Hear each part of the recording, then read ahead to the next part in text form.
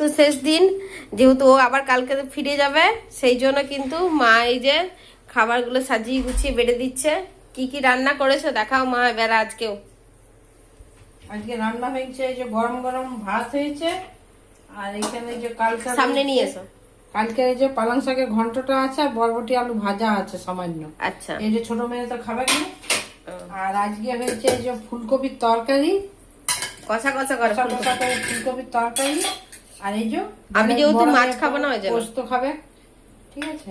আর এখানে হয়েছে এই যে চিংড়ি মাছের কষা কষা করে হয়েছে, একদম পুরো গ্রেভি গ্রেভি, মানে এটা পুরো মাংসের মতন করে করা হয়েছে। এটা বোন আর মা বাবা আর অদ্রিত চারজনে খেয়েছে। এটা করা হয়েছে যেহেতু ভালোবাসে ওই জন্য। আর এখানে মুসুরির ডাল করেছি, এই যে ডাল ডাল আছে।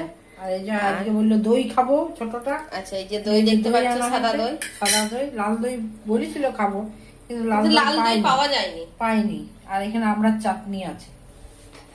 তাইলে এখন বেরোনি, এখনকার মতন টাটা।